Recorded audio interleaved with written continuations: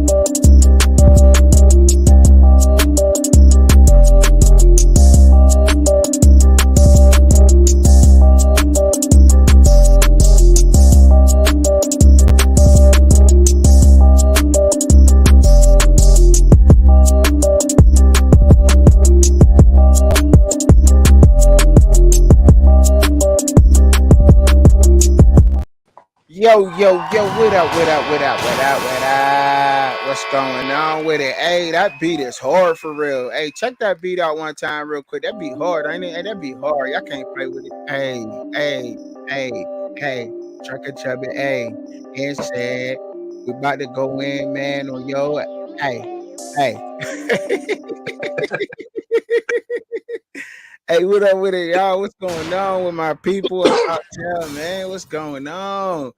What's going on? Peaches and Nerve. I see y'all at the South Coast Kane in the building. Hey, what's cracking? I love that intro, man. Hey, man.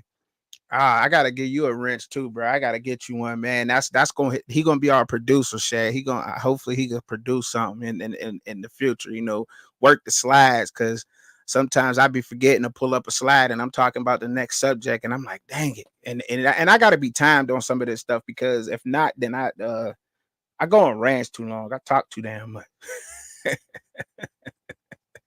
But as y'all can see, I can't even pronounce her name correctly. Excuse me if I get it wrong.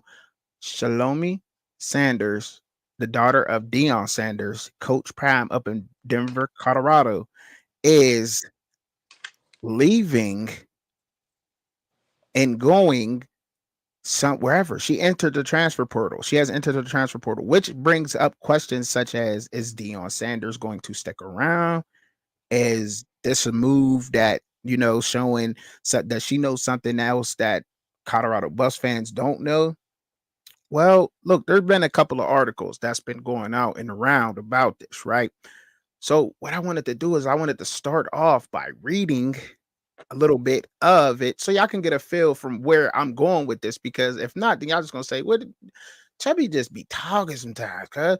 And look, I know it, but I really want to bring it up to you. All right, so let me start off here. So in the article, it reads, Denver Sports' Jake Shapiro wonders if Shalomi Sanders' decision to enter the transfer portal on April the 2nd means that Deion Sanders will retire from his post as head football coach of the Colorado football program, noting that doing so would cost him a pretty penny to do so anytime over the next several seasons. Sanders has made a very big deal about his entire family being in Boulder, Shapiro prefaced before talking about cousins, aunts, and more.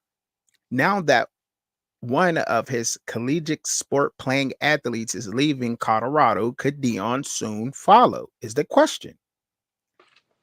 The contract Sanders signed at the tail end of 2022 was for 5 years at $29.5 million.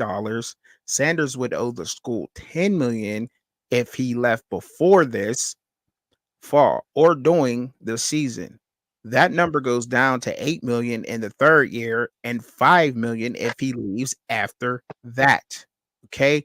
Um, they go on in this article to talk about, but Sanders' health hasn't been tip top in the past few years, which is one of the reasons he picked Boulder in the first place. Could retirement be near? Moreover, will he leave Boulder like his sons, Shador and Shiloh, are expected after this football season? Shador and teammate Travis Hunter are likely both top 5 picks in the 2025 draft. And if the family was planning to leave together, it wouldn't make sense that Shalomi would leave now instead of sticking it out for another basketball season where her family wouldn't be around a majority of it. All right. Now, this ain't over with. Okay.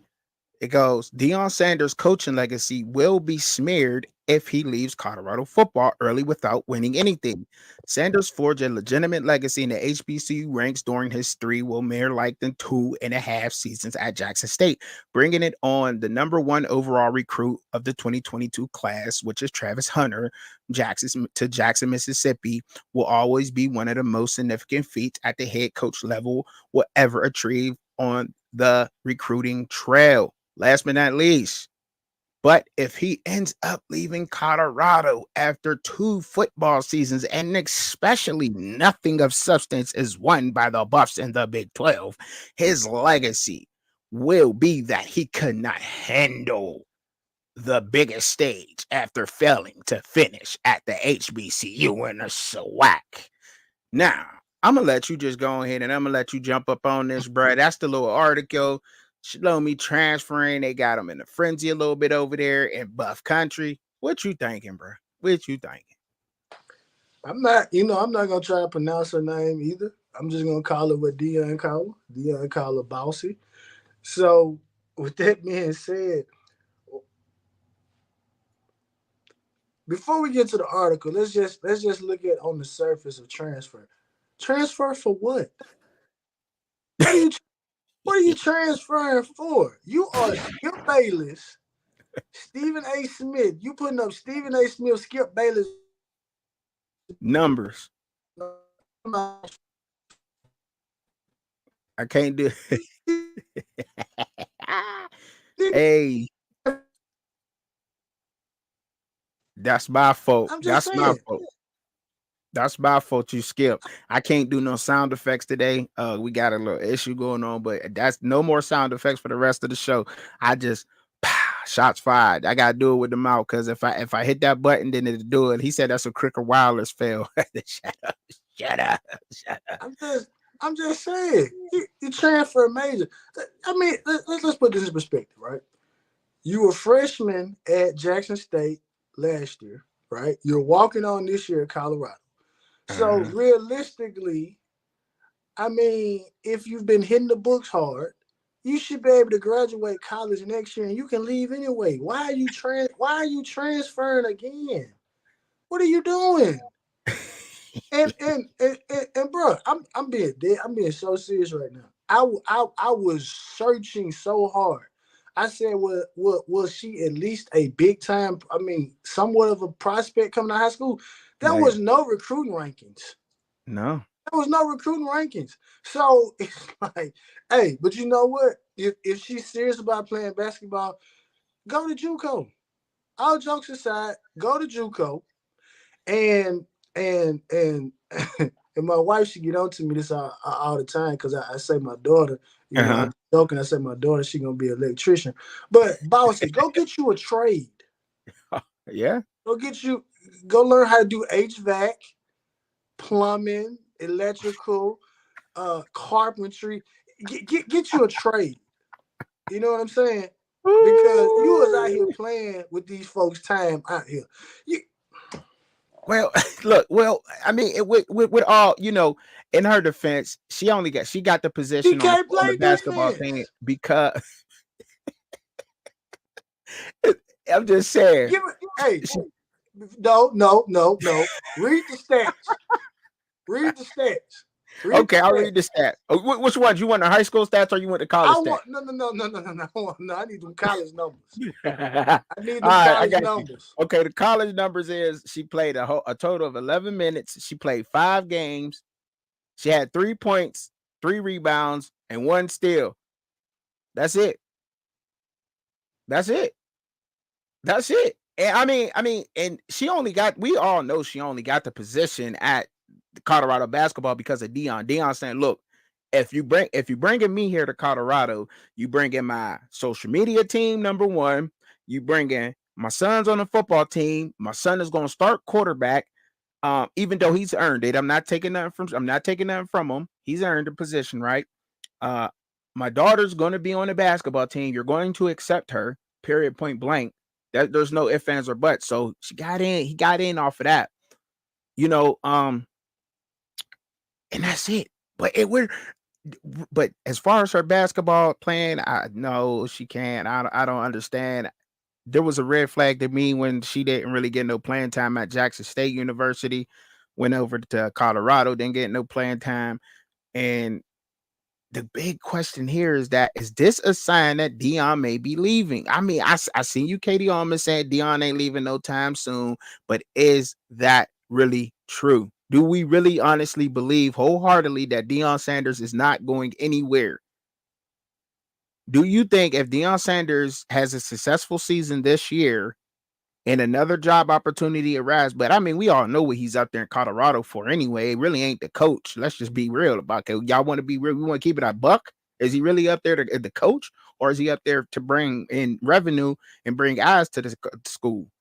I mean, there's a lot of questions that you go ways you could go with this situation here. But her entering the transfer portal, that got to be that. You know what I'm saying? I mean, I might as well jump up in there too. Shad, South Coast, Katie. I mean, look, we all a basketball team. We might as well go jump in the transfer portal with them. I mean, shit. I mean, if anybody could do it, I guess. I don't know. I guess so. I guess. This is terrible. It is terrible. It is. But I mean, I thought the bigger story with this topic was that, is this a sign that Dion can be out? I mean, but she didn't get no playing time up there.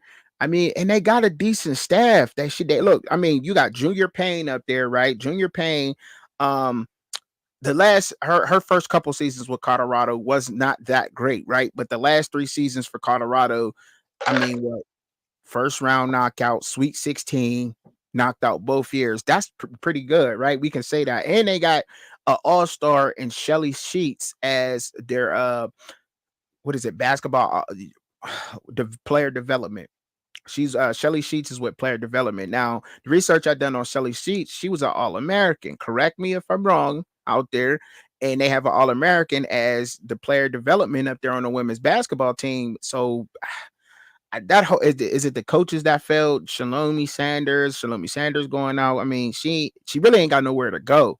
Yeah, and that's the key point. That's what we're saying here. She got Skip Bayless and Stephen A. Smith numbers and ain't got nowhere to go. You got 1.5 point. I didn't even think that was possible, but she has 1.5 point. Hey, it's a shortage of plumbers. It's a shortage of electricians. Go get you a trade. I mean, yeah. All right. But that's all. Yeah, you're right. Right. But to address the bigger thing, what did Dion guarantee the people, the fan base of Colorado, right? I try to stay away from it, but like I said, you and I do a show together. I throw topics out there, you throw topics out there. We try to discuss it. We meet in the middle. But what you're closer to Colorado than I am in terms of just following the team and this whole process. What did Deion Sanders promise these people? I didn't hear national championship. I didn't hear that he was going to be conference champion. I did not hear Deion Sanders come out and say that his objective was to turn the Colorado Buffalo into into the most dominant college football program. Mm-hmm. I didn't hear him say that. No, I'm listening. What you say? No, I'm just saying. No, I'm agreeing. He didn't say that, bro. So for someone, I understand the point that they're trying to make in that article, but to me, it's only a smear if an individual set out with a set of objectives and they didn't accomplish the objectives. I don't. Again, you're closer than I am. I listen to, Coach Hayes when he talks about it. Rawhide, shout out to those guys that do that. Mm-hmm. None of these shows have I heard anyone say that Deion Sanders promised or made some type of guarantee that the Colorado Buffalo were going to be a college football program that was going to set out and take over college football. No. I mean, no, I've never heard that. You know what I'm saying? It's me paying attention to the, like you said, the other channels and the show. No, he never said that, but they want to win. And I mean, to me, I mean, the most of the Colorado fan base is pretty happy with being 4-8. I mean, they was 1-11 the year before. I mean, I'm just keeping it a buck. I'm just keeping it a buck. They happy with being 4-8, but now you can't smear the man. I mean, he left when y'all was 4-8. So if he do leave, I mean, you happy. If y'all go 6-6 and getting the you know what I'm saying, y'all getting the unbreakable wallet bowl, then y'all be okay. You know what I'm saying? I mean, it is what it is. You know what I'm saying? I'm just saying, man, they happy with that, bro. They happy with it. They happy with the 3-win come up. It's progression. That's the argument. But then they go ahead and they throw words and they put an article out like this, and now you starting to see a little bit of they true colors on how they feel when they back starting to be against the wall and they coming out with this stuff. You know what I'm saying? So, but we gonna keep it moving on that Deion stuff. You know, for right now, you know what I'm saying. But I had to bring it up. I had to bring that up because that's crazy. And purely if she gets in with a team, I don't even know. Can he use his stardom to go up in there? What up, Wayne Smith? Shout out to Wayne Smith in the chat. Shout out to South Coast. Shout out to Eric. Chubby, do you got any? I'm not. This is not a joke. I'm asking a serious question. I'm not joking. Do you have like any cabinets that you need built, or do you need a man cave wired up? Oh, listen, I actually do need some renovations. Shout out to then. So, bossy, it's a demand out here for skilled labor. Go out there, go get you a trade. As a matter of fact, and the thing about it, you can go ahead and get the business started, and in 3 years, Shiloh can come help you. Why not just be the assistant of Shiloh, Travis, and Shador? And why not be their assistant? But you know what? But you know what? A serious note, and I want to add this, before we move on. But again, I don't want to come off sounding sexist and stuff because people say stuff like that. But you gotta think about it. She's the youngest of the bunch, right? Probably been around, family, mom. She probably hasn't had time to move away. So now, realistically, she's at an age right now where she's at a crossroads. Do I want to continue to follow dad and my brothers? I don't know where Truckin went to. Dad or her brothers? Or is she in a situation where it's like Jackson wasn't for her and Boulder isn't for her either? So ideally she could be in a situation where she just may want to go somewhere else. So all right. So I get it. I ain't going nowhere. I just had to, because if I don't fix things, then I'm gonna get so many phones and all this and that. I said, let me fix this. Let me fix it. I gotta go and do not disturb. But yeah, that's serious note, man. So we opened up with that. We got y'all going. I hope y'all got y'all drink and y'all relaxed right now. Somebody give me a live update on that basketball game right now, and that's going on. Somebody hit me with a live update, please, in the chat. Can y'all do that for us? We're gonna keep it moving on the next topic. What's the next one we got? Oh, Bronny James. Bronny James. Should Bronny enter the draft? Should he enter the draft? I mean, his season this year is not that bad. I mean, I think he still needs to improve his skill set at the collegiate level. So much more to work on, I believe, with him. But do you think he should enter the draft? Do you think Bronny James should enter the draft, bro? What draft are you talking about? The NBA draft, because he's in both of the transfer portal and the NBA draft. You mean for the military, or are you talking about like professional sports? Because to me, kind of like Air Force, National Guard, something like that. That's what draft you talking about? Because I know you're not talking about that 3-letter acronym that's short that stands for National Basketball Association. I know you're not talking about that draft. I know you're not talking about the draft that his father ended up being the first pick in the first round. You're not talking about that draft, are you? You can't. Yes, I am. No, yes, not. I am. No, I'm not. dead. Yeah, bro. I'm talking about that one. Huh? Yeah. Yeah. Hey, you know what? Hey, Ice Cube, if you ever hear this, if you want to give somebody some money, there you go. Bronny James. I think Bronny could do some work on some 45, 50-year-olds. Don't you think? In a half court set, don't you think Bronny could? He can give some work to them guys. Yeah, I think Bronny could. Yeah, but you're not talking about the NBA. You can't be. You can't be. Man, do they have a draft in the European League? Draft over there? Yeah, I mean they draft, man. They draft all the time, man. Look, they drafting. I feel a draft right now coming in from the bottom of my door. I might need to call. I might need. Yeah, that's what I'm. Yeah, we got to call Bossy to get this draft fixed underneath the door to draft that Bronny James is trying to fit through. Think about that. James and Sanders HVAC services.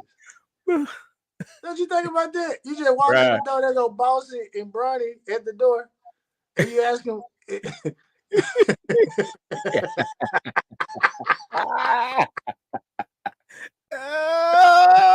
got James and listen. Oh, we go Sanders and James. People tripping about that. Or you could just call it S&J HVAC services. You know what I'm saying?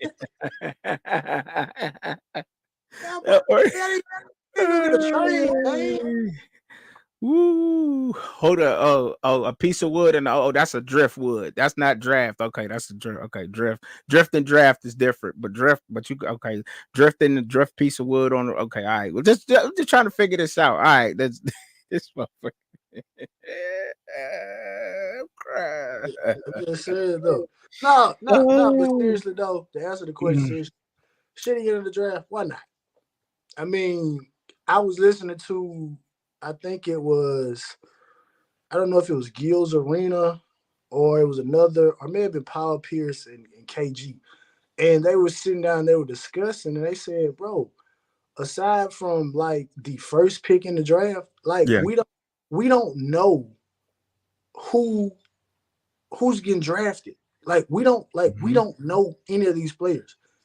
So it's like, yeah, you can get drafted. You can play for the Lakers or whatever your father wants you to do. But I mean, it don't make any sense to me, man. He needs to have one dominant, one decent year in college basketball, then move on to the NBA. I mean, we know that his father can get him in there. These last two dads we just talked about could do pretty much anything and get their kids pretty much anything. LeBron James has enough pull with the Los Angeles Lakers within the NBA period to get his son a draft pick at any team. It doesn't matter. At any team, LeBron could do that, right? But I think he, on trying to be serious here, working on his skill set. You're working on a couple more things in order to go to the NBA. Do I think he could ball in the NBA? Well, yeah, I think he could. I mean, he grew up, around a lot of stars. He has NBA trainers training him during the off season, working on his craft. But I really want to see Bron. I don't want to see Bronny on the same team as LeBron. I want to see Bronny bust his dad's ass. You know what I'm saying? I want to see Bronny give LeBron that work. That's what I want to see. I don't want to see him on the same team as his dad. Bronny can't beat LeBron in basketball. Oh, Bronny, I don't know. Bronny could shoot. I think Bronny could shoot better than LeBron. What you think? I think he could shoot better. He's not gonna beat LeBron. Yeah, he will. He'll be LeBron any day of the week, bro. Any day of the week, Bronny got him, bro. Hey, you gotta Bronny stop got this, him. man. We gotta Bronny got him. listen. Bronny will cross him up. Bronny will take him on the. He's triple threading, quadruple threading. You know what I'm saying? Give him that old hot sauce routine. Hey, but seriously though, if we're talking about this, he probably would be his game probably would be similar to his father, not the driving aspect, but maybe from the mental IQ aspect of it, in terms of being able to orchestrate an offense like that. But I mean, you gotta think about this, man. You got so much pressure on you. Your father is arguably, I'm not gonna argue. I'm not gonna get in an argument. Arguably the greatest basketball player ever.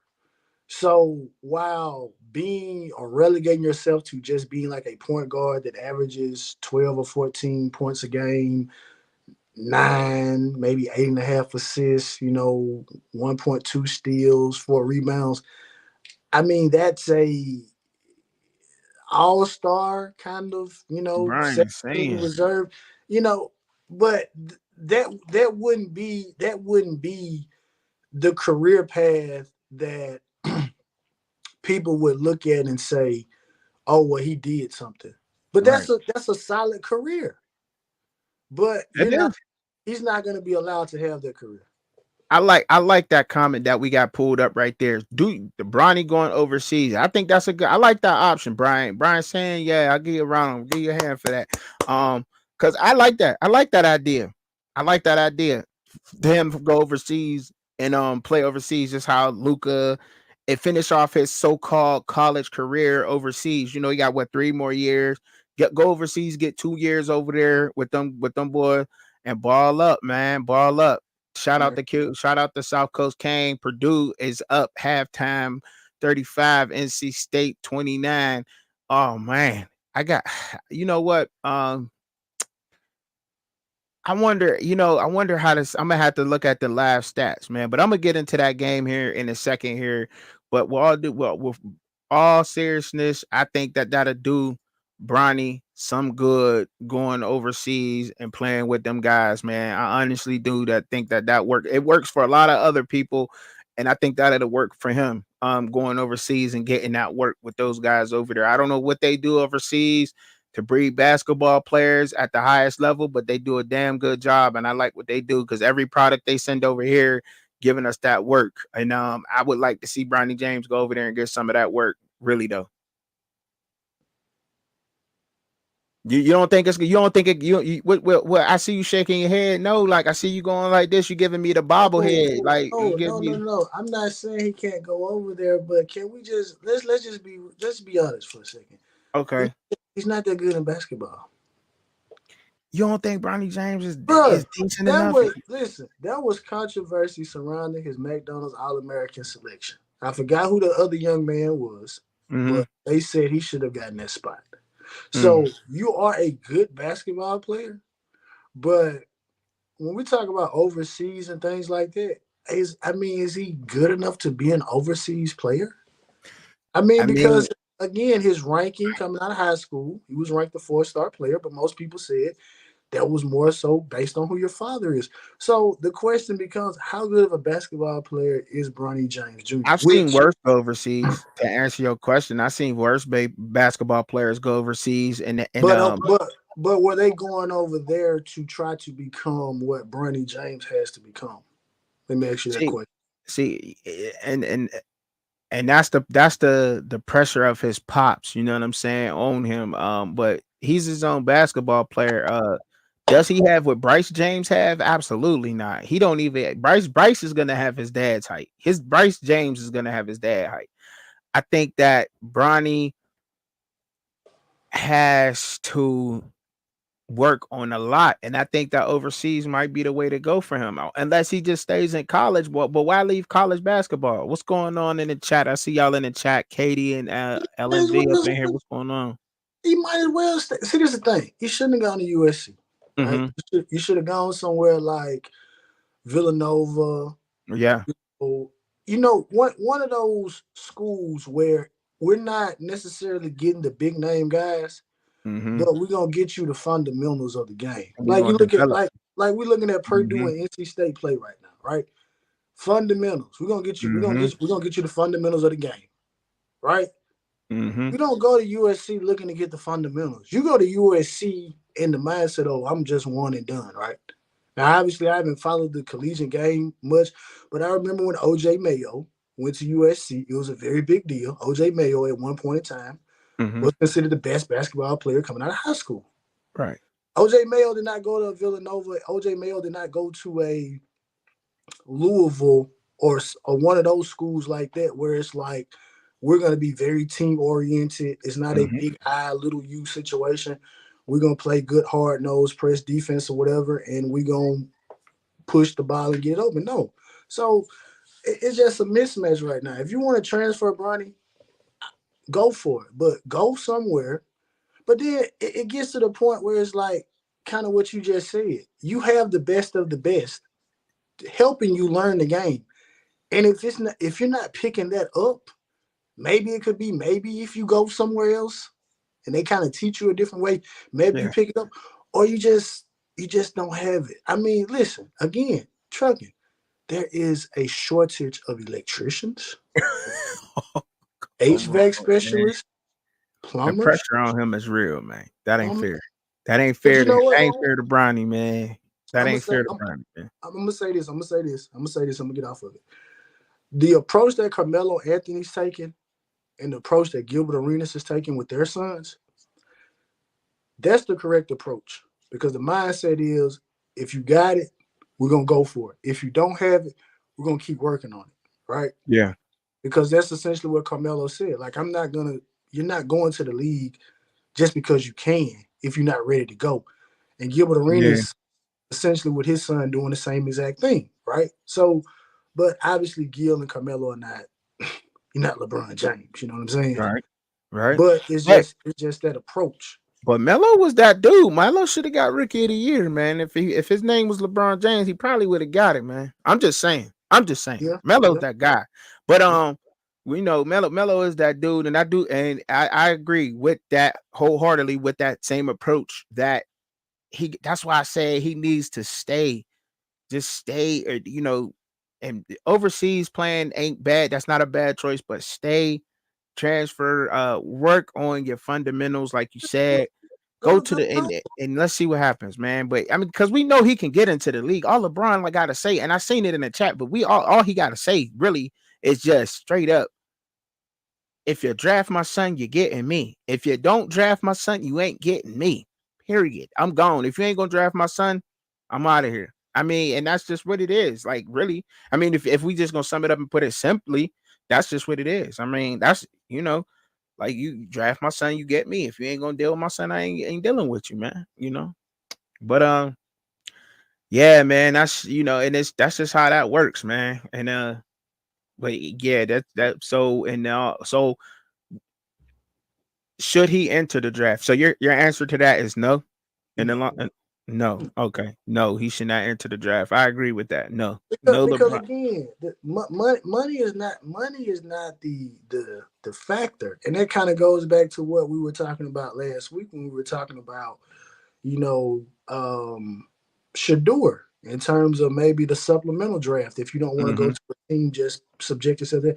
You don't need money. What you need right now is you need a little bit more development. Whatever the health scare that you had, make sure that's ready to go. And then just looking at your frame, you're not a big guy. I mean, you don't necessarily have to be a big guy these days because they got him listed at 6'4". I think he's a true 6'3", though. I think he's a true 6'3". I'm talking about weight. Like, you're not like 215, 220. Like, you're not like somewhat of a bull. You know what I mean? Gotcha. So your body is not mature. And like I said, I know LeBron been posting you up your whole life. But I get it, bro. I get it. Just to answer the question. Spot wreck. No. And then I'm gonna say this. Think about this, bro. You know how dudes in the league, if they see you come out there, they gonna want to bust his ass because they couldn't bust your dad's ass. That's a fact. That's a fact. I get it. I get that. They gonna run ISO on you. So he better be Ready. He better be ready to go in the league. That's a good point. Great point. Brother, He better be ready to go. And he's just brother, not. He's just Colin not. clear out when Bronny step out. Hey, He ain't ready, man. I He don't ain't even ready need for a that smoke, screen. man. He ain't ready for that smoke. He ain't ready for that smoke. He ain't ready for that, man. He just not. His skills, he's just not there, man. You know, and they just have to do that, man. You know, going out, I see some very good comments, man. I want to give y'all a quick shout out on the screen. You know what I'm saying? The league will chew him up and spit him out if you ain't got it to the NBA. Got you, Brian. Got you. Katie, we said it. South Coast said it may be the ego factor. Get it? Yeah, could be that. Could.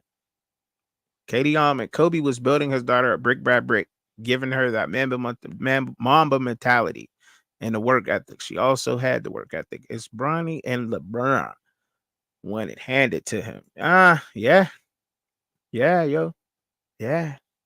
And that's the approach that Shad was talking about. You know, Melo and Gilbert Arenas taking that different approach with their sons. Like they ain't ready to go to the league. I need to develop. And the same thing Bronny does, man. I think LeBron deep down know, but he's saying, look, I ain't got that much time left. Like, you may not be able to play with your son. You know what I'm saying? Let him develop, man. What do you are you getting some type of lifetime achievement award or something? Like, I mean, is that like the stat that you want that you play with your son in the league? Like, it'd be awesome. I guess it'd be awesome. But nah, he putting too much pressure on his son, man. I think he got too much pressure on the son, and then the media is also doing that too. Like the media is putting extra pressure upon him. They're out there telling Bronny, like, I think Bronny's ready. Look at this set. When he's in this set, the triangle, it goes to the square. He hits the corner. He pops the three. He passes the ball to Isaiah Collier. Look at this pass to Boogie Collins. He gets the Boogie Collins over here. When he's in transition, you know what I'm saying? Like they bigging him up in the media and they pumping his head and making him think he ready. Like I said, he's been working with NBA trainers since high school. The kid got his bunnies, you know what I'm saying? They worked on his jumps, his bunnies, and everything. Keep on developing Bronny James. Do not let Bronny James go to the league right now. Keep him in college. He needs 4 years of college. He is not Bryce James. Bryce James right now, correct me if I'm wrong, ladies and gentlemen, he is a sophomore in high school. He's 6'7", 6'8". He got his dad's height. He is LeBron reincarnated, period, point blank. His younger brother Bryce is like already 6'7", 6'8", and he's a sophomore in high school. And he can ball his ass off. He got the jumper that LeBron didn't have. Let's say that. Does Bronny have a COVID year? You talking about 4? Bronny about 5. Does he have a COVID year you can use? Take 6. Shit, you know, people getting 6 years. They getting 6 years, kids, marriages, shit, they getting AARP cards and all kinds of shit. Take all of them years that you can get, Bronny. You know what I'm saying? And take your time, man, and work it out, man. Stop letting the media people get his head too big up out there, man. That's it. You know, we all want to see. I'm sure I want to see him succeed. I'm sure a lot of other people want to see him succeed out there. And we also, just to make this clear, everybody out here, we all say that he should not enter the draft, right? No, that's the answer. No. All right. We agree on that. So let's keep it moving on the next topic. Great discussion. Great discussion. Oh, this game. I can't do the sound effects that I got doing with my mouth. All right. Anyway. Yo, that call. I want to look. Hold on. Before we get into it, I want to give a shout out to my sponsor and everything. I gotta pay a little bit of bill. So hold on. Quick little intermission real quick. Hold on.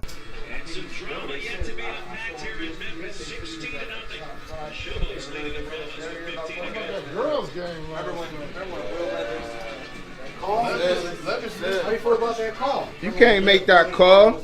Yeah, that call was bullshit. Not with the game on the line. Hell no, you don't call no offensive. So this is my cut up moment of today, sponsored by Master Barbers in Erie, Pennsylvania, 226 West 8th Street, Erie, Pennsylvania. Y'all, you up here, you need a haircut, that's where you go, Master Barbers. They are the best in town, I'm telling you. You heard them in the chair. They talking about it everywhere. You cannot make that mother effing call in the game that late when you're playing basketball. I don't care who it is. You cannot make that damn call. You can't do it. You can't do it. How in the world do you even make that call? Now, I'm not saying that it was a bad call. I'm not saying it was. She threw the elbow up to extend her body inside the cylinder. You put your elbow down, your body slim. You put your elbow up, your body, yes, it widens out. She put that elbow up. She moved that leg was moving. I seen that. I'm not denying saying that it wasn't. You could have made the call. But what I'm saying is the referee has to swallow his whistle at that point in the goddamn on game. You cannot make that call in the world of sports in the way that it is set up right now. You can't do it. How could you make it? You just shouldn't, especially with betting being in sports. That looked like the most fixed game that ever had that just hit recently. That looked fixed because of that call in that game. You let Paige take that shot. If she misses that shot, they get the rebound. Good. Iowa wins. Looks fair and square. They had their chance. There's no controversy. But when you're down by a point, okay, I'm done. And that cutting up moment was presented by Master Barbers, Erie, PA, 226 West 8th Street. And I will let Shad go ahead and take it. I mean, you know what that call shows.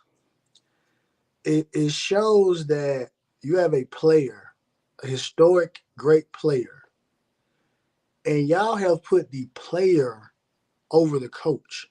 Now remember, last week or maybe the week before last, I read off the quote that Gino Auriemma said in terms of the transfer portal, right? Mm-hmm. Again, Gino, arguably the greatest female college basketball coach of all time, arguably. The NCAA essentially said, your cachet, you don't have it anymore. Mm-hmm. You don't have it anymore. And that would be the equivalent of in a situation like, let's just hypothetically say, like when the Patriots is on their run with Tom Brady, right? And Tom is marching them down the field for a field goal. And say it was right at the edge of the kicker's, like last second, like right at the edge of where he could kick. When they cheated already. He kicks the field goal, and they throw the flag for holding. That's the equivalent of that. Like, you are the GOAT. And they just said, we want to see South Carolina versus Iowa. We want to see undefeated team against, like you said, she still could have missed the shot. No harm, no foul. But we ain't gonna chance it. Right. You cannot make that call. You know what I'm saying? We got, she's saying, Katie Allman saying I was the tournament's great white hope at South Carolina will dog walk them. You got South Coast Kane saying it was a Terry Porter moment. Look, it was the worst. This is by far this just knocked everything out. This will forever go down as one of the worst calls in sports history. And that referee is going to catch holy hockey sticks, whatever he is, bro. He just is. It's just, when I seen it, I say, man, it wasn't a bad call, bro. It wasn't a bad call. It was a moving screen, right? You could call that, but that late in the game, you just can't, man. You got to swallow the whistle, man, and it's fixed. We know it is. I wonder if they're going to, how many people is going to, if Ashlyn Watkins is going to be in foul trouble, Camila Cardozo is going to be in foul trouble. I wonder if that is going to happen in that game. I wonder if that's going to happen in that game. I can see that happening now because Camila Cardozo is a bulldozer down low. everything goes through her down there on that team. We seen that. Ashlyn Watkins had 20 rebounds the last game. UConn, they should have just put them to bed when they had the chance to, really, and not even let the game get that close. I don't see Iowa getting past South Carolina. Me neither. I really don't see that happening. I really don't see Iowa getting past them. But we had to talk about that today. We had to talk about this call, that call on the fans' point of view. And we got what the hell we're talking about. That was a clear moving screen. Unfortunately, I didn't say that it was a bad call, Cuban. I said that. Look, I said it was a moving, but you can't make that call in that game, bro. You can't make that. You can't. You can't make that call in the game that late. You cannot make that call that late in the game. You swallow your whistle. It wasn't that obvious of that happening. The girl still damn near fought through the screen. Man,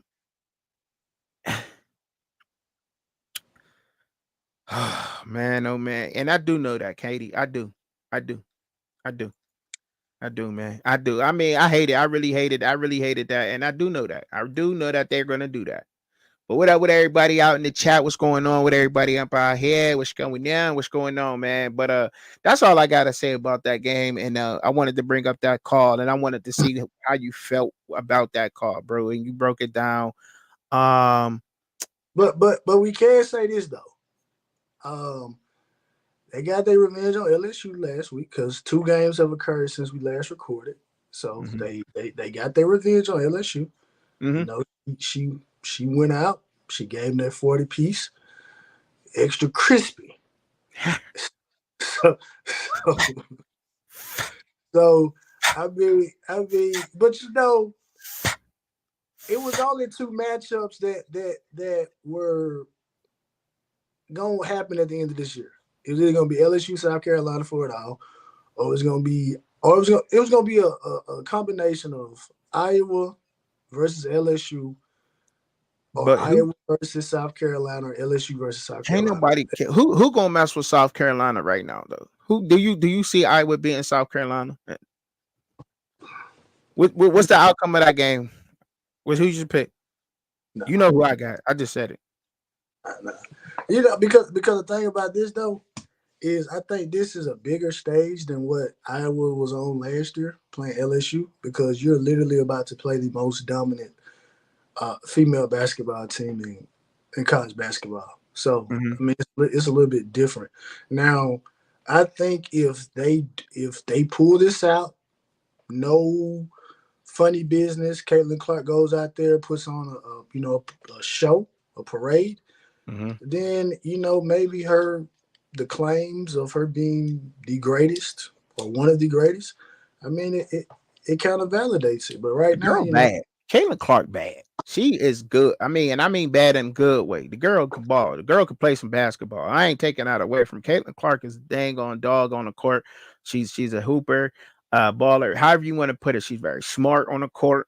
But not only does South Carolina have a hell of a coach, they're a great team playing together. I don't think I expected them to be this great, saying the way that they just had 5 girls go to the WNBA the year before. She just built this team from scratch just that quick, and they wound up being undefeated and one of the best ones. But South Carolina is about to get them something that they ain't seen all season long. And it's going to be a rude awakening. However, South Carolina is known to play tough, as the mainstream media calls them, and I hate it. It's bar fightish. I hate that. The whistle is going to be blown frequently in that game. They're going to try to get those girls into foul trouble. And I'm sure they're aware of that situation and how that's going to play out. But I got them. South Carolina just dogging them. I don't know how bad it's going to look, but Caitlin Clark is going to get her points because you got to let Caitlin Clark score. I don't know how much they're going to want her to score, but she's going to score. She's going to score, but I don't see them beating South Carolina. No way, no how. But this was a very upsetting game, man. Yes, and I agree, Katie. I agree, Katie Allman. That was a good one. That was a good one. Don Staley won't repeat Mulkey's game plan. South Carolina will be in. They will. I believe that. I believe that. That's a good take. I believe that.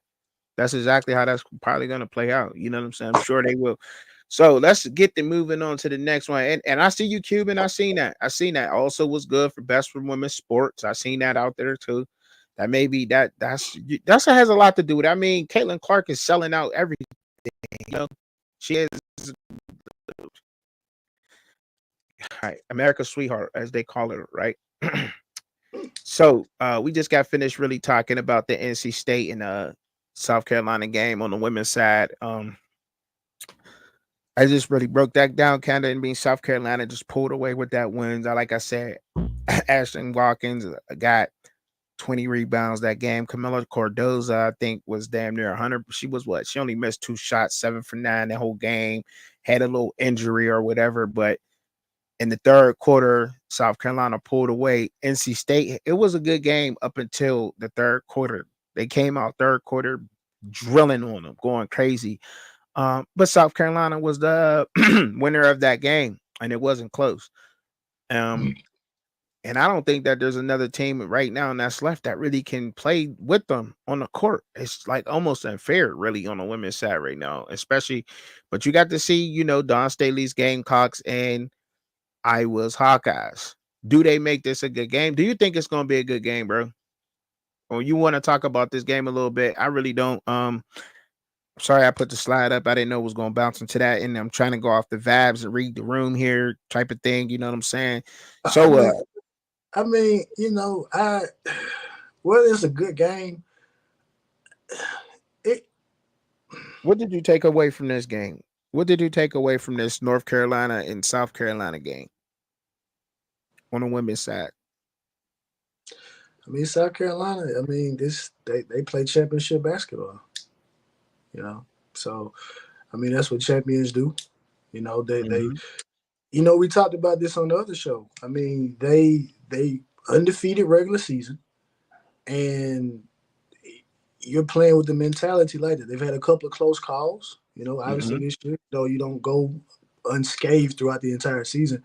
Right. But I just think, you are one game away from playing for a championship, and I think that gives you a little bit more, motivation to go out there and try to get it done. So they play championship basketball. Right. So I'm sorry I didn't get a slide ready for this next question I want to ask y'all and ask you, but if the Phoenix Suns do not make the NBA Finals this year, will they be considered, how did you say that? It's a failure.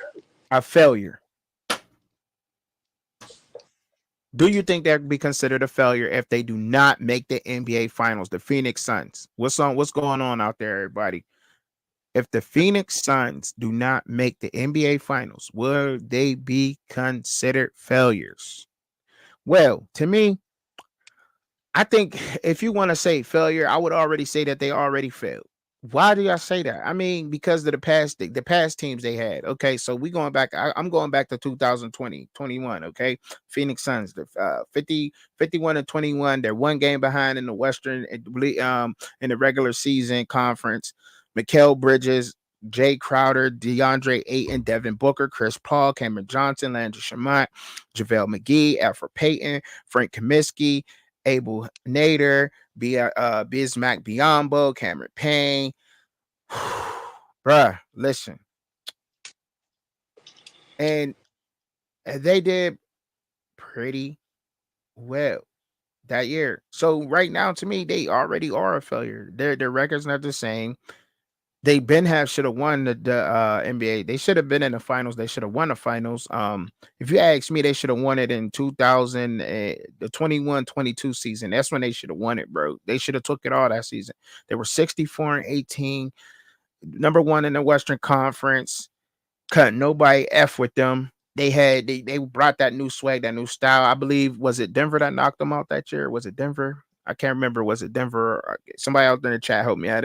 But they should have won. They did make the finals, but they lost to Milwaukee that year. Right. Okay, so Milwaukee, right? I mean, but still, like they should have beat Milwaukee. I mean, come on. I mean, a team they had versus, you know what I'm saying? The team they had then, I mean, you just can't. They should have dogged them. And when that happens, man, they already. So to answer the question to me, they already are a failure, bro. I mean, whether they make it there or not, to me. Now argue. Now you can argue your point, and I'm sure you will. And I want you to give me some Yeah, I insight. have Give no you some insight. Yeah. To me, they already are. I mean, whether they get there or not, man, their team has not performed the same and as they have in the past. And they've been getting worse every year since then. They still have an amazing roster as is right now. You can argue that their roster's a little bit better. I mean, Thaddeus Young, Isaiah Thomas, Drew Banks, Royce O'Neal, Bradley Beal, Norkic, Grayson Allen shooting. His shooting hasn't been the same. I mean, come on, man. I mean, you can argue that their rosters is even decent and better, and they still haven't won as nearly as many games they have in the past. So that is. I mean that's what I'm saying. But when I kind of dig into it a little bit deeper, I was kind of looking at it because obviously, once you get to the playoffs, the rotation is slimmed down, but you still may have to turn to your bench, right? So I was just looking, their bench is giving them right at 27.4 points a game. So I said, well, I need to find something that's comparative. Okay, what is that good or is that bad? Well, when you compare it to the Indiana Pacers, their bench is giving them 46.4 points per game. Now, that means that they balling. Starters and bench, they balling. Right. So obviously we know the Suns are a top heavy team, which is what really four, when you think about it, four of the teams in the West, the Golden State, Phoenix, the Clippers, as well as and the Lakers, right? These are top heavy teams where you have traded away your future for immediate success. But I just look at it from the vantage point of at least LeBron, they did get a championship. I'm not going to call it a bubble title like some people like to say it, but they were able to get a championship, right?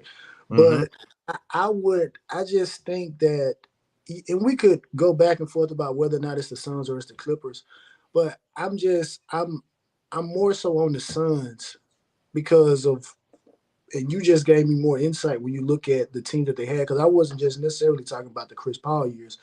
I was also, I was mainly focused on what they have now. But when you add that into it,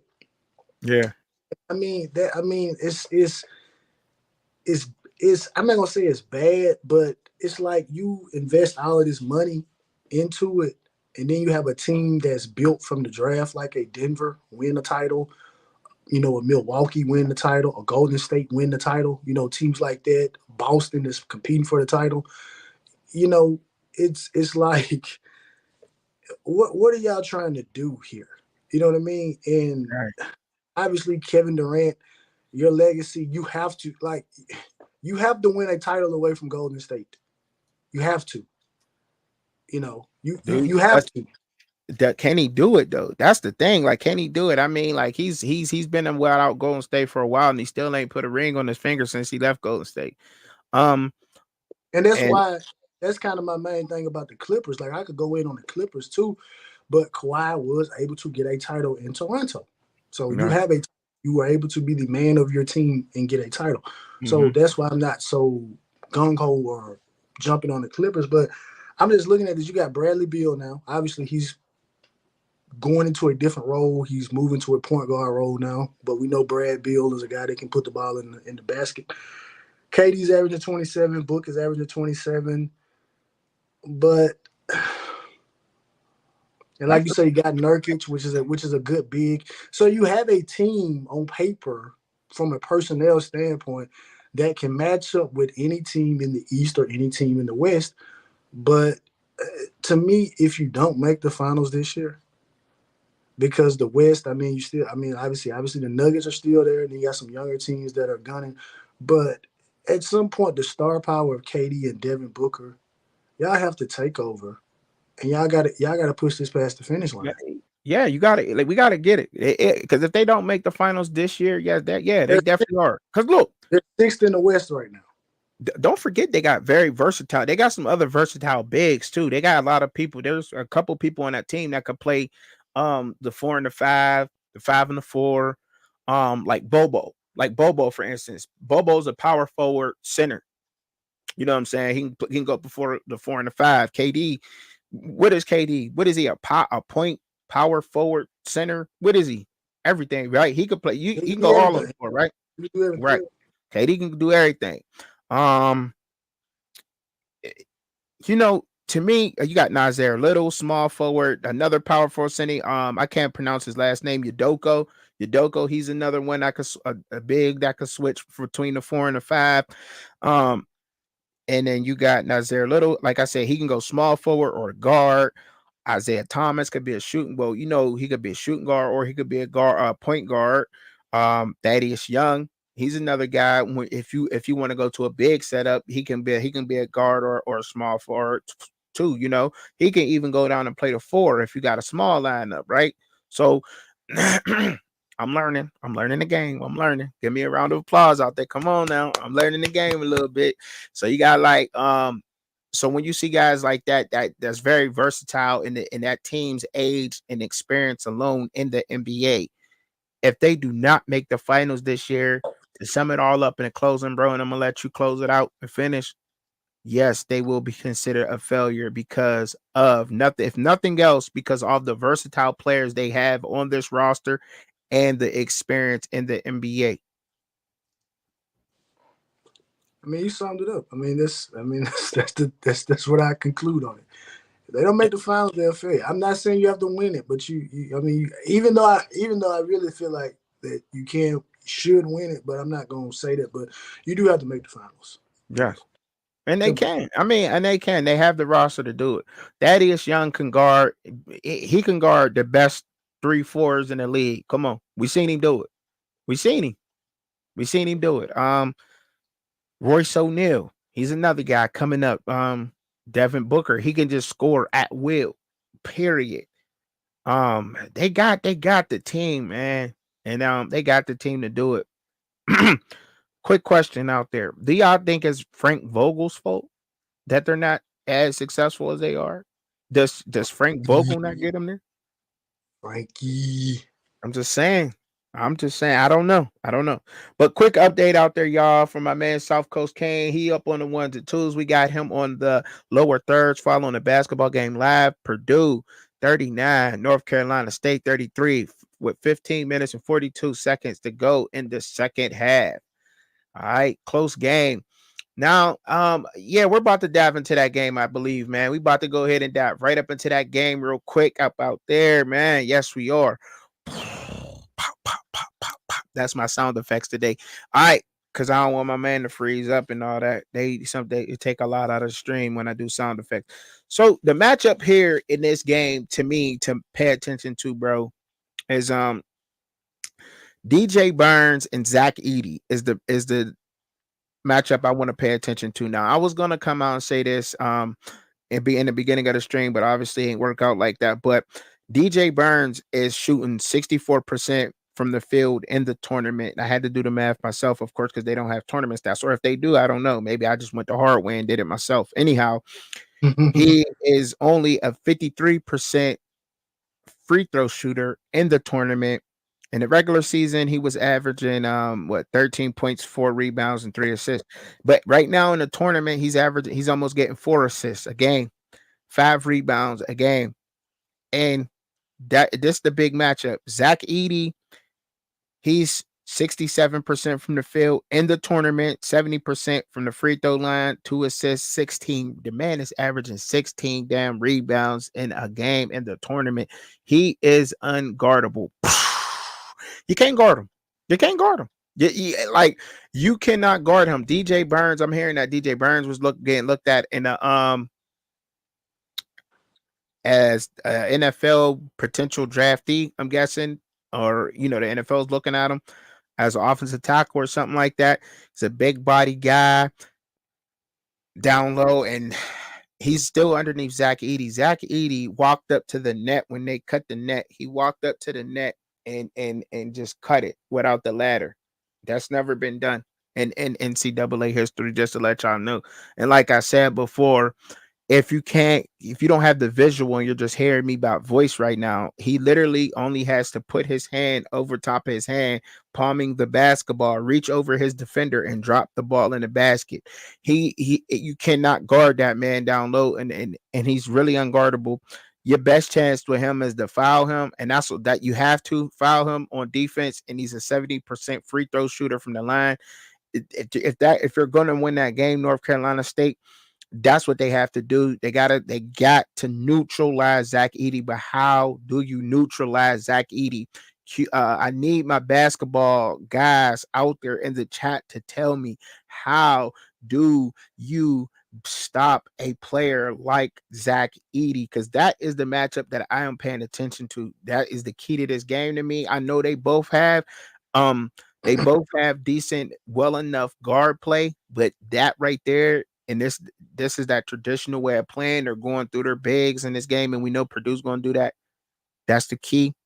Of course, I got Purdue winning that game, winning the tournament and all, but I just wanted to point that matchup out to y'all, give y'all a little bit of insight on those stats. That's the key matchup for me to pay attention to in this game. What do you think, bro? Oh, I agree wholeheartedly with you. You know what I mean? In this setting, a college basketball setting, you can't do anything with Zach Edey. And that's kind of one of the things that I was listening to from Gil's Arena. And they were talking about, was Zach Edey the number one prospect? And so he basically said, well, if the GM wants to get fired in 3 years, you draft Zach Edey number one overall, because Zach Edey plays an outdated style of basketball. You can play that type of style of basketball in college, but you're not able to do that in the NBA because, as he said, you only got 2 matchups that you have to worry about per year, and that's against Joker and that's against Embiid. Aside from that, everybody else is going to pull you away from the basket, so you are deemed ineffective. That will cut down on your rebound attempts, is going to cut down on your, being an enforcer at the rim. So, but in this particular setting right now, where you can play 2-3 zone and 3-2 zone and stuff like that, where you don't necessarily have to move too much, no, you can't. Well, I mean, they do need more electricians out there. This is another case that you're saying. He's tall enough. He could just walk in the average person's house and just change the light fixture without. That man just scored 40 last week. He scored 40 last week. Nah. I'm just saying. I gotta start some controversy. I gotta get you jumping on me. I like when you come in and you tell me to cut it out, and then you start dropping the stats and the reasons and everything else. That's what people watch this show to watch you eat my takes alive, and I love it. I love watching the replay when you get me like how you got me in that Hines when we was talking about what were we talking about? Chad Johnson. And who beats you going to the NFL draft? I had to post it because I enjoyed that moment so much that I had to post it. I'm like, on this show, I'm not the optimistic guy that come up with the crazy shit, and you just the big bro type that just like, bro, listen, it's like this because of this and this and this and this. You know what I'm saying? And I like it. I mean, in this setting right now, you can't. There's nothing you can do with a man that big. Like literally nothing. Yeah, nothing. There's nothing you can do with him. You just can't. You just can't get him in foul trouble. And that's the hope. But DJ Burns, and I wonder how the game is going right now, because DJ Burns actually that's the key for him, man. DJ Burns has to. DJ Burns actually has to get that man in foul trouble, and he has the body type to do it. But they down 12 right now. They are down 12 right now, 33-45. Second half, I want to see DJ Burns has 6 points, no rebounds, and 4 assists. He is absolutely gone in this game already. And Zach Edey already has 14 points, 8 rebounds, 3 assists right now. Lance Jones is the second leading scorer on the team. They are going big, and I knew they were going to play big with North Carolina State. They are out there matching their physicalness, and they are taking it to them with Zach Edey and Lance Jones. Big Zach Edey at the center and Lance Jones power forward, small forward, however you want to put that. But they're out there getting busy on them, man, boys, right now. And that's just how the game's going. That's just how the game's going. You can play that ball and you can do that in college. I guess so, man. But I'm like, man, it's just so crazy, man. It's just wild, bro. Like I said, but what he gonna do at the next level? Like how you said, what is he gonna do at the next level? Because, and you know what? I wish I would have had brought this conversation too, because we were talking about that at the barbershop too this morning, this afternoon, early afternoon, like when he don't have in his arsenal like a Wembanyama has. He can't dribble that well. Has he gone coast to coast with the ball? I don't think I have seen that. His drip and that's what's gonna get him in trouble at the next level. Like how you said, his perimeter guarding, can he guard on a perimeter? Is he quick enough to do that? But really, I mean, the man is so damn tall, he can actually run the whole court with taking 5 steps. Like the man, I mean, dude, you gotta run when you that tall. You just step. Man, and I ain't trying to joke, but yeah, that's a good take though. And on that's the matchup I wanted to pay attention to, and that's where it mattered. And right now, I think that's why North Carolina's down is because of the lack of play from Burns. Right now, that's what's getting them right now. Burns, man. And as far as the fouls go in that game, just real quick, I mean, North Carolina got 9, they got 6. North Carolina State has less turnovers. Purdue got 13 turnovers, and they still winning. And North Carolina State don't want to go. It don't seem like they going in the paint. I'm not even watching the game. I'm just reading stats, but they seem like they don't even want to go in the paint because they only been at the line 2 times. Because it's Zach Edey. They're not even trying to get him in foul trouble. And that's the key to the game. Like how you said, get that man in foul trouble. Can't win that way. Can't. You just can't do it. You can't. All right. We almost done up out of here, but we got 2 more topics and then we up out. All right. So UConn and Alabama. This is coming on later. After this, we got to hurry up because we got the round table coming up next at 8:00. Make sure that y'all stick around on Shad's channel for that. Because we and everybody that's watching on my channel, go over to Shad's channel. That you can search it in the YouTube bar. That's Shad1419, and he gonna pop up. Or you can just click on my man's joint right now. Because at 8:00 we got the round table live. We got exactly 15 minutes, so we got to speed up these last 2 segments. Let's go. UConn and Alabama. Who you got, bro? You gotta go with the defending champion.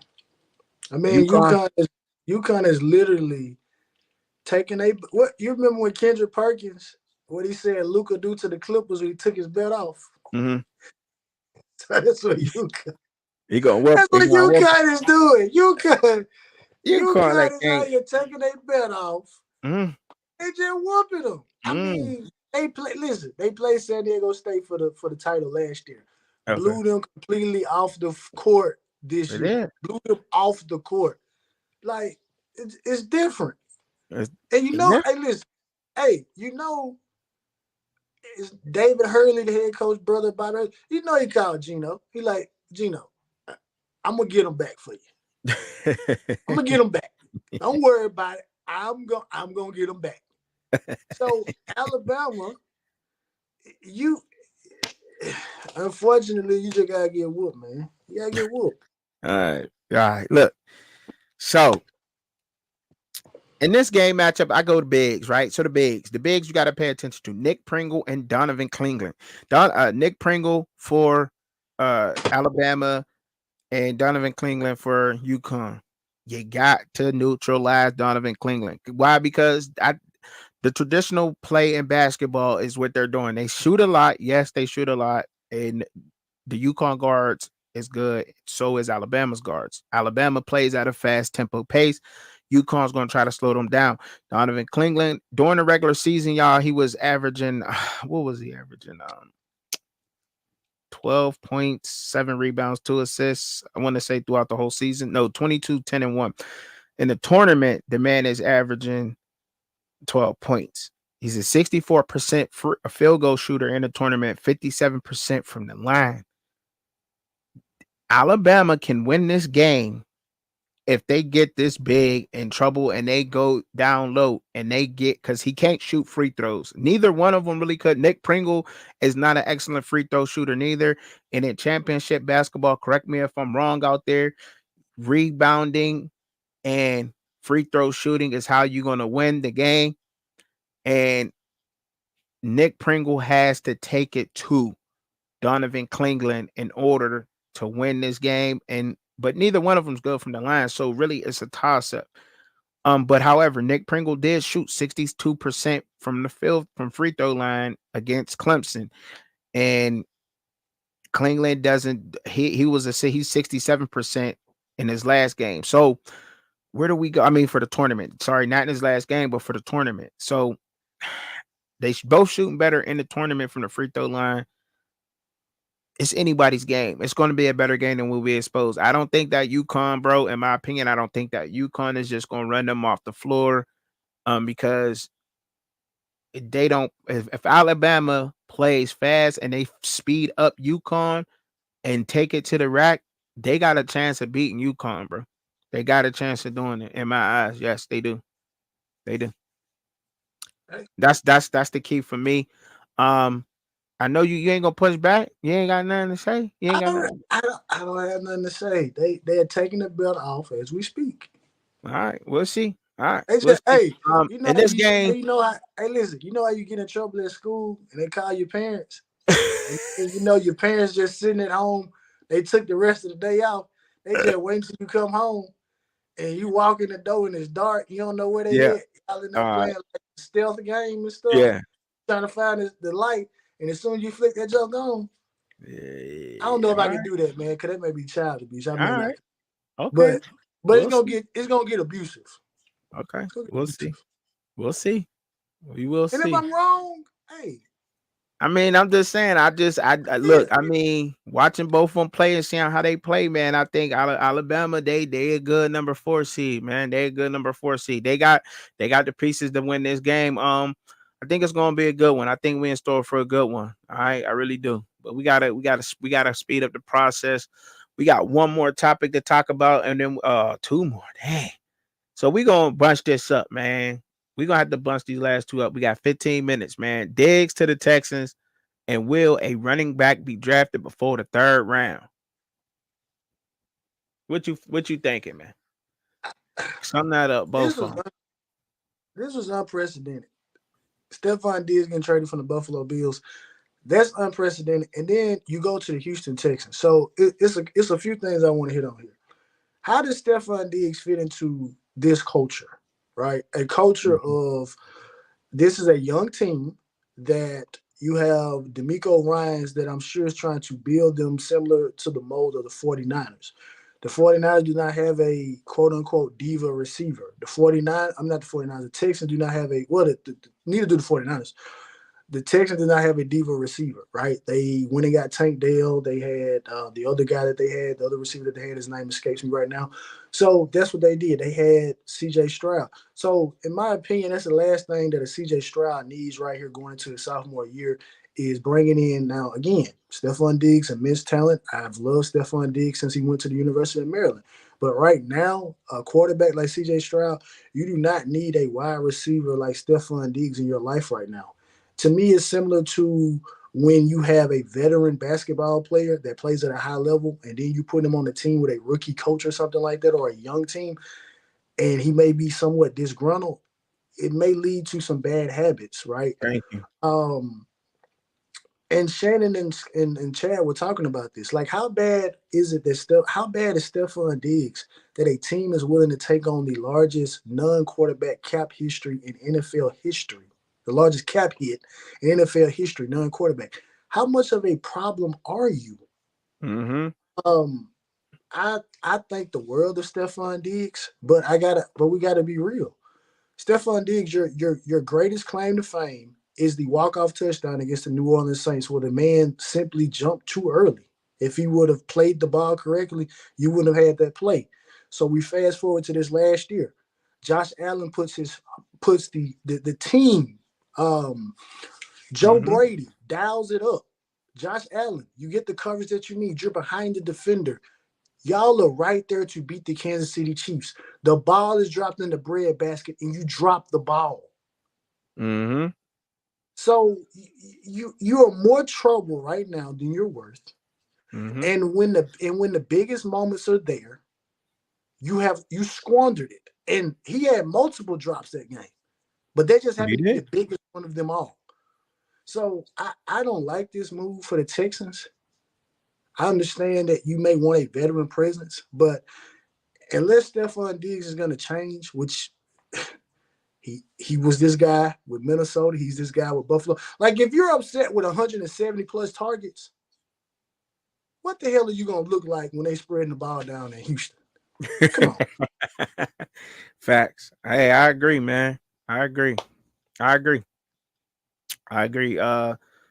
Wholeheartedly with that. I think that Buffalo wins because they got rid of somebody who was disrupting the locker room, man. It's a team sport, heavily relying on that.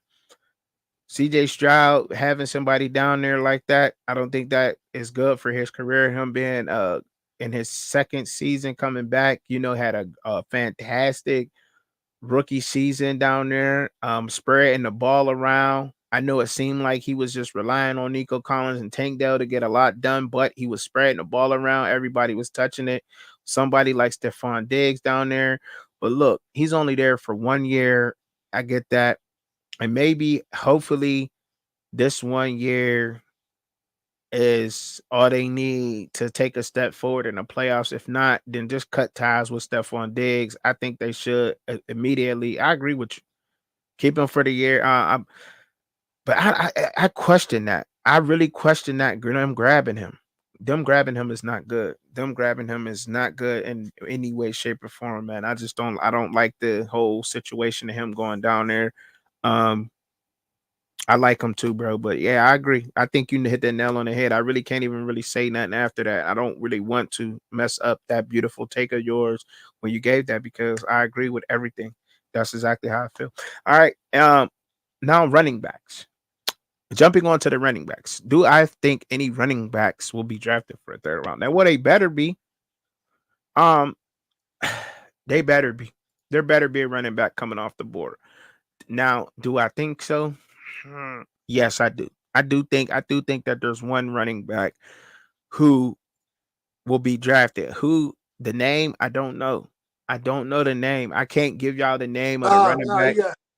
you got to put a name on it. I gotta put a name on it. The first running back that's Yeah, gonna come off the board, bro. There's so put many a name. levels, though, bro. Like and like really like, and I can fight back, and I can say this, like, depending on the team scheme, who do you grab first off the board? To me, I think y'all might not agree with me out there, but I think the Cody Strader from Missouri was one of the best running backs in the NCAA last year. Period.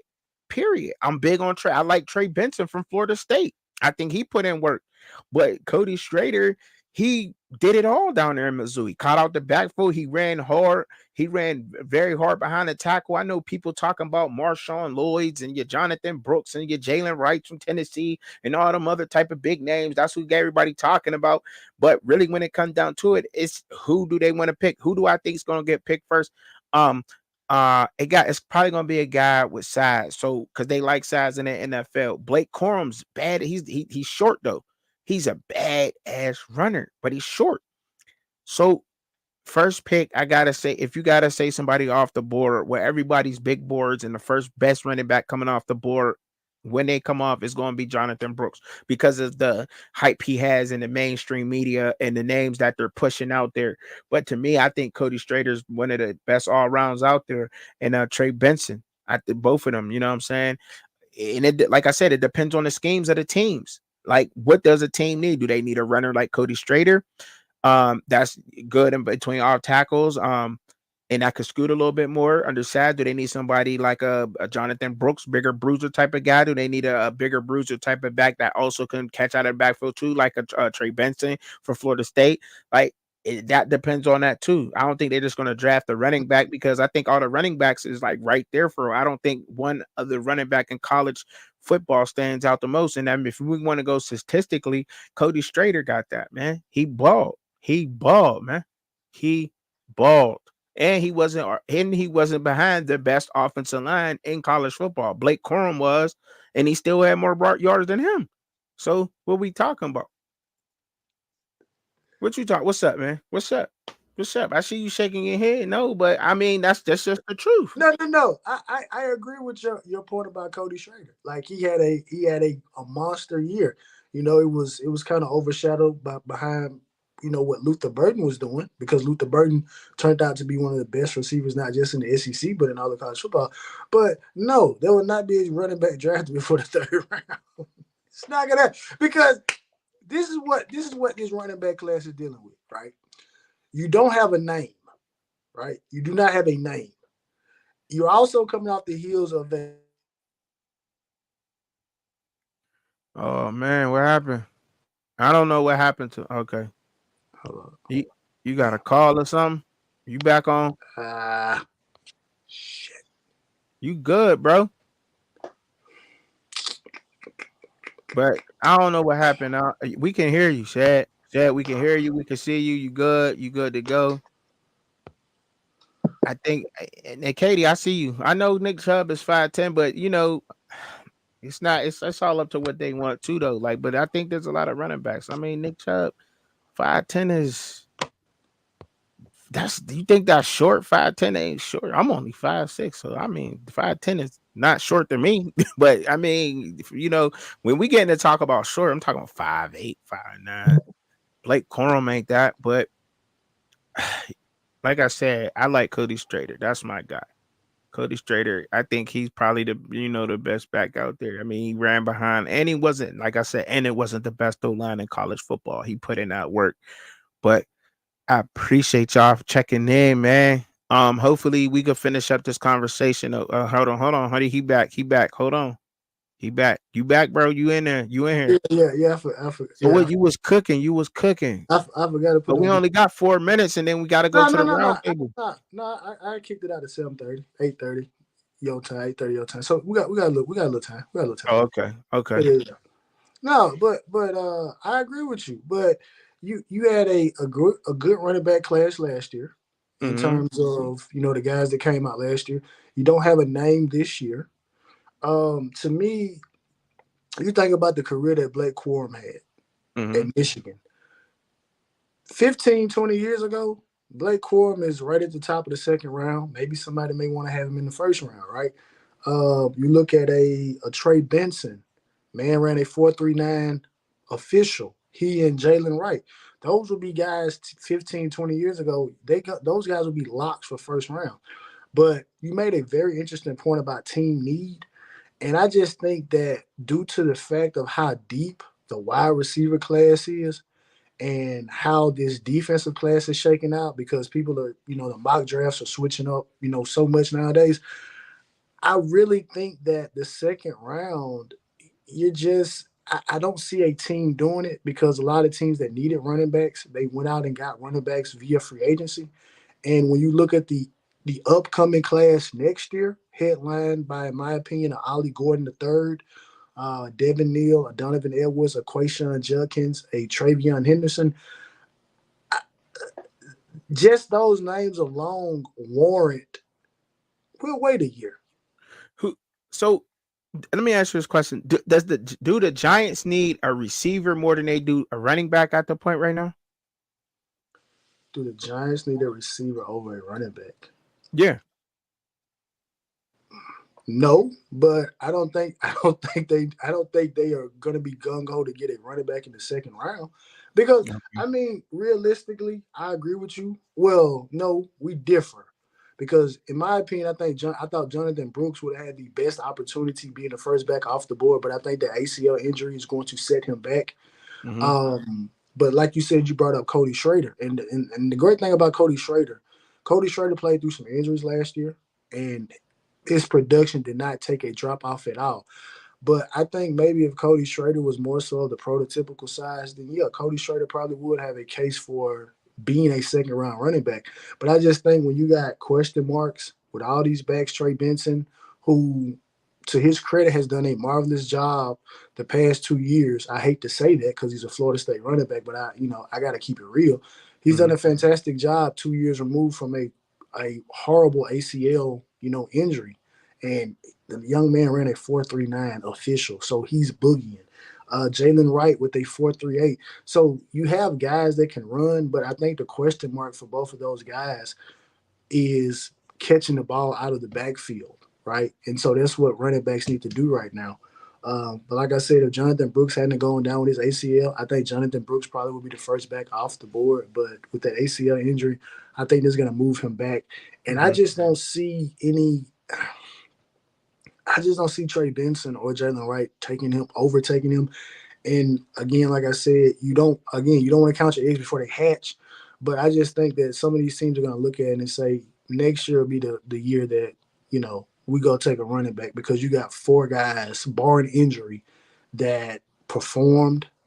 And I just named 4 guys, but they're more. It's a lot more quality and quantity in next year's running back class than it is this year. So I don't see a running back being taken before the second round. I mean, before the third round. Good take, great take. It may and it may not happen. It may not, man, and it may not happen. And look, but I think they will. I think somebody will be taken right in the third round. If that counts, but it has to be before, right? Before, not during the third round. It gotta be a second round running back. Second round running back. I see what you're trying to do. I see somebody. Somebody gonna take one out of all 32 teams. Yes, somebody gonna take a running back. Somebody's gonna take a running back in the second round. Hey, it's a good topic, but I don't see, again, if this was 15, 20 years ago, it may be 2 first-round running backs sitting right here. But I just, again, because to me, I'm looking at it from what the running backs that they've taken in the first round. You know why? And another reason, one of my arguments, I think that another reason why I believe that a running back be taken before the third round is because, especially how Harbaugh over on the Chargers feels about the running game. That's why a running back will be taken. He values running backs more than a lot of other coaches in the NFL. Do the Chargers have a second round pick? I mean, before the third round, I think he'll grab one. I mean, he may go offensive line first, but before the third round, a running back will be drafted. And I couldn't give you a name, so I gave you 3 names. You gave me a name. Okay, Cody Schrader, right? Yeah, okay. You gave me a name. And listen. I like Dylan Johnson too from Washington. Dylan Johnson could do it all too. We seen him catch out of the backfield, long passes. We seen him get busy. We seen him get busy, big guy. But you know what? I'm gonna say this too. When you look at the evolution of the NFL, when you look at how the way some of these tight ends are being used, it's kind of like tight ends have kind of kicked running backs a little bit further down the road as well. Yeah. So it's kind of like, because Brock Bowers is the only tight end currently that's looked to go in the first round. So you got to out in the second round. Who do he go to, man? Who do Brock Bowers go to, man? He's dropped down. I don't know. He's dropped down some draft boards. The Chargers, man. I mean, we did a mock, man. We might have to do another mock draft. What you feel about doing another mock draft, man? Yeah, we can do one. Yeah. You feel all right? I'm about to say, because we might have to do another mock draft, man. Because I think he still go out in the first round, man. Brock Bowers is really, I mean, I even heard some people say that he's really a generational talent at tight end, bro. Like, he's about to be him, bro. That's what I've heard people. I mean, I've heard some, professionals, out there on certain shows, like Joe Klatt, damn, what's our man's name, man? Merrill Hodge. I heard him talk highly of Brock Bowers. I have heard no draft analysis or mock draft people talk bad about Brock Bowers. I mean, they saying that they don't want to reach for Brock Bowers, but really though, he's a damn diamond in the rough out there in the draft, and whichever team gets him at tight end is going to be, they're going to have a franchise tight end. We do know that, and we agree on that. But I think he fit with the Chargers, man. The Giants may be even looking at him too. I don't know. The Giants need a lot. They need weapons, man. They just need weapons. They need whoever and whatever. The Giants need weapons, a lot of them. The New York Giants need weapons. They need weapons. So who do they grab? I don't know where they go, but I think they probably would go tight end because it's hard getting a tight end. But I can't wait, man, because it's gonna be fun to do that, man. It's definitely gonna be a lot of fun, man. Definitely. So we got to get everything. We got to get it, huh? Yeah, because we ain't got much time. Because the draft is the end of the month. Yeah. Yeah. I mean, so what? So what you talking? So what you talking? Next week we're gonna have to do a mock. We'll talk about it. We'll talk about it. All right, we'll talk about the mock draft, but we're gonna have to do one soon. It'll be fun. You know what I'm saying? I think I don't know, man. It's a hard pick, but yes. So 50 push-ups, bro. 50 push-ups, and we gotta record them, and we gotta put them on live stream. 50 push-ups. 50 push-ups. Now, I don't care if you got to do them 25, 25. I don't care if you got to do them 15, 10, but however you need to break them up. I don't like the way that you already claiming victory by saying, I don't care how you got to do them. I don't like the way you're claiming victory right now. But it's cool, though. It's cool. I like the confidence. I do. All right. Look. All right. So, I'm a man of my word. If he wins and I got to do 50 push-ups, so we betting 50 push-ups on if a running backs get drafted before the third round. I think it's gonna happen. I say yes. He says no. So no. All right. So if it's come to that, y'all see me busting them out like that. So thank y'all, man, for kicking it with us today, man, on the show, man. Y'all have y'all a blessed evening, man. Hey, yo, we not done. We about to go over to Shad's channel and we about to go run the round table where everybody come in and we really unwind and we talk that ish on today's sports. So make sure you get your butt on over there. That is Shad 1419. Go ahead and dial it up one time for your mind. Don't waste no time. It's like a fine wine because it just gets better with time. You heard me? Jersey. And I ain't done with it, church, because I'm going to keep on preaching and I'm going to keep on teaching and you can keep on reaching, but you ain't going to never touch me. You dig? Yeah. All right, now let's go.